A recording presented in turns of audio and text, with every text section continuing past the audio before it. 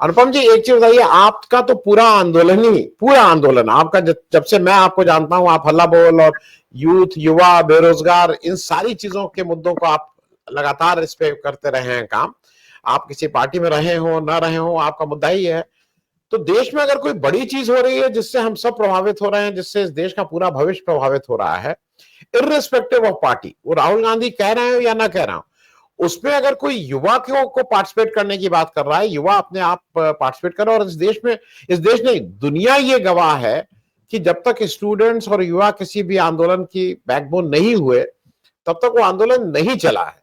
और अभी हाल के दिनों में हमने देखा, मैं अच्छे और बुरे पे नहीं कर रहा हूं, सही और गलत की बात नहीं कर रहा हूं, लेकिन चाहे वो श्रीलंका हो, चाहे वो बांग्लादेश हो, चाहे वो नेपाल हो, चाहे वो म्यांमार, कहीं का भी आप आंदोलन ले लीजिए, उसमें युवाओं ने आगे चल के हिस्सा लिया है और वो एक अपनी बात कहने में हो रहा है।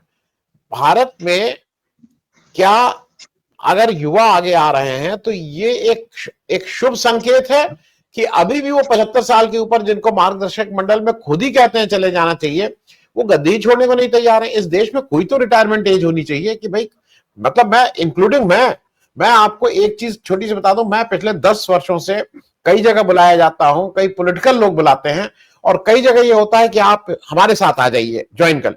मैं एक ही चीज कहता हूं, मैं आपके साथ चलने को तैयार हूं, आप ये एफिडेविट दे दीजिए कि आप इलेक्शन नहीं लड़ेंगे। और इसके लिए बड़े बड़े नाम, यहां नाम लेने पे किसी और दिन बात करेंगे, बड़े नाम इससे पैर पीछे खींच लेते हैं। 80 साल उम्र हो गई, इलेक्शन अभी भी लड़ना चाहते हैं, मतलब वो जगह देने को तैयार ही नहीं। तो आज की तारीख में जो सबसे इफेक्टिव पार्टी है, मेरे घर में मेरा लड़का, मेरे ग्रैंडसन, मेरी granddaughters, they are affected भाई। आज जो देश में जो शिक्षा की हालत है, जो बेरोजगारी की हालत है, और एक दिन मैं फिर से, मुझे हरदम मैं आपको कोट करता रहता हूं, मैं अनुपम जी से, मैं दर्शकों को बता दूं, मैं एक बार युवाओं के ऊपर कार्यक्रम कर रहा था, बहुत मैंने क्वेश्चनर तैयार किए थे, काफी चीजें मैंने पूछनी, तो अनुपम जी ने अपनी तरफ से कहा कि आपने एक चीज नहीं कहा, और उन्होंने कहा इस देश में आज बेरोजगारी, भ्रष्टाचार के अलावा इस देश के युवाओं के सामने खतरा, और वो है ड्रग। और ड्रग पे इन्होंने एक बहुत लंबा चर्चा की थी, वो आज नहीं। लेकिन अनुपम जी, अगर आज युवा नहीं करेगा तो, जैसा नेहा जी कह रही थी, लार्जेस्ट स्टेक होल्डर आप हैं। मुझे तो ऐसा लगता है कि आगे आपको चलना है, पीछे हम लोगों को चलना है। अनुपम जी, इसमें जो इस समय राहुल गांधी कोशिश कर रहे हैं युवाओं को एड्रेस करने की, क्या ये अलोकतांत्रिक है? क्या ये देशद्रोह जैसा कुछ है? अनुपम जी जी, नमस्ते आनंद जी, धन्यवाद मुझे आमंत्रित करने के लिए। देखिए, हम ये प्रश्न भी कर रहे हैं कि अगर हमारे देश का कोई political leader, irrespective of political party, अगर अपनी किसी बात में यूथ को एड्रेस कर रहा है और उसको लेकर अगर कोई रिएक्शन में कहता है कि ये तो अनडेमोक्रेटिक है, ये तो खतरनाक है, ये तो चिंता का विषय है, ये तो चोर की दाढ़ी में तिनका वाला मामला हो जाता है। समझिए कि उनको ये डर है असल में अंदर से कहीं, कि देश का युवा अगर सही में समझ जाएगा कि भारत के लोकतंत्र के साथ क्या खिलवाड़ हो रहा है, भारत की चुनावी प्रक्रिया के साथ क्या खेल हो रहा है, तो उन युवाओं को ये जवाब मिल जाएगा कि क्यों चरम बेरोजगारी होने के बावजूद सरकार को फर्क नहीं पड़ता है। सरकार को फर्क इसलिए नहीं पड़ता है क्योंकि जो सत्ता में है वो तो वोट चोरी करके सत्ता में आ गए हैं।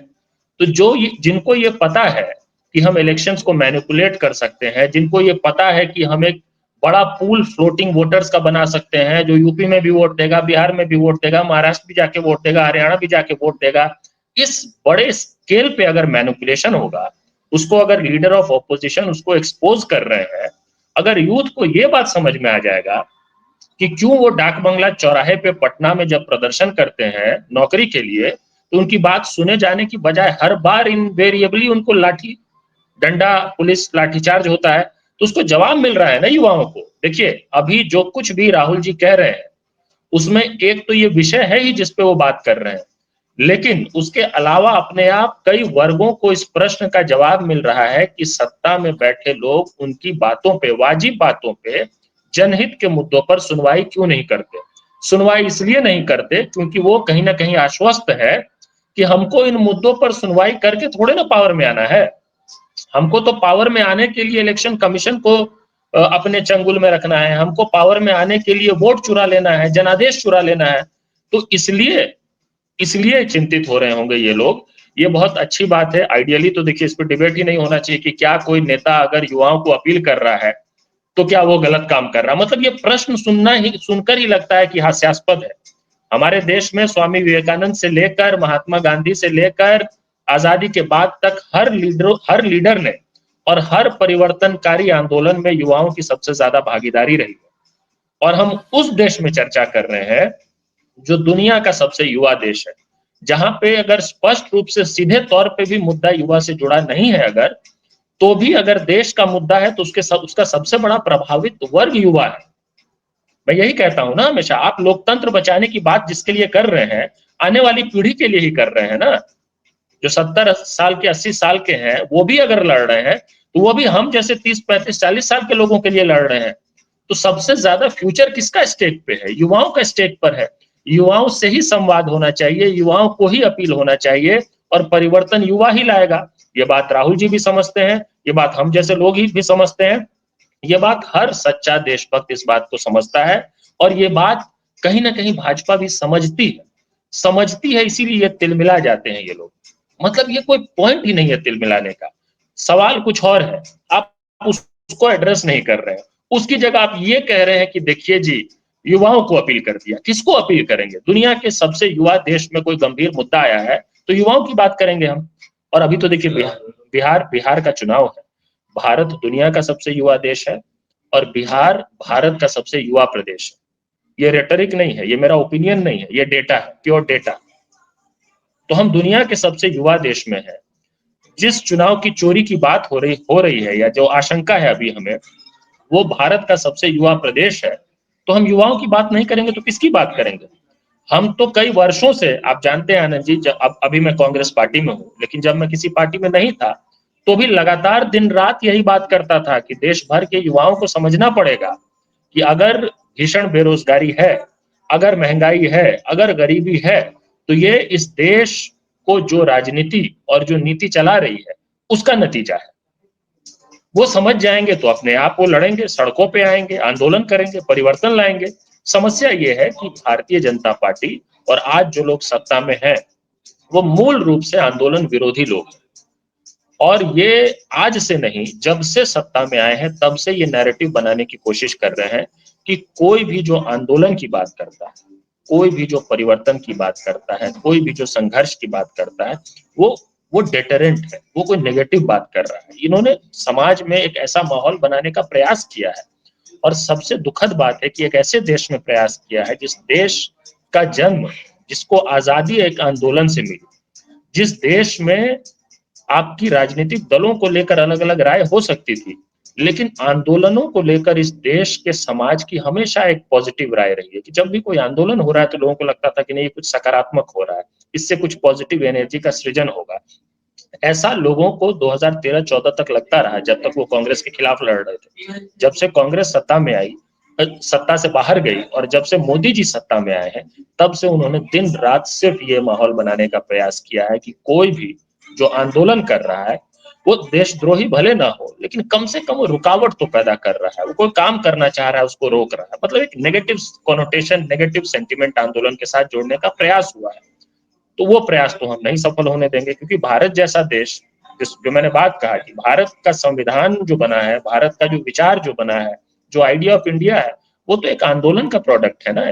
हमारे देश की आजादी को, कई देशों की आजादी की लड़ाई को बैटल कहा जाता है, हमारे देश की आजादी को लड़ाई को मूवमेंट कहा जाता है, फ्रीडम मूवमेंट कहा जाता है।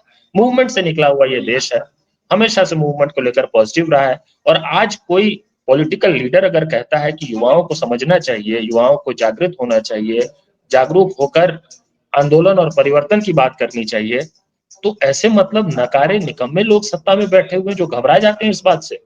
तो मैं तो आपके माध्यम से आपके दर्शकों तक ये बात जरूर कहना चाहता हूँ कि जितना ज्यादा संस्थानों को दबाने की कोशिश होगी, जितना ज्यादा ये स्कोप खत्म होगा कि देश के युवा अपनी बात इंस्टीट्यूशनल मैकेनिज्म से कर सके।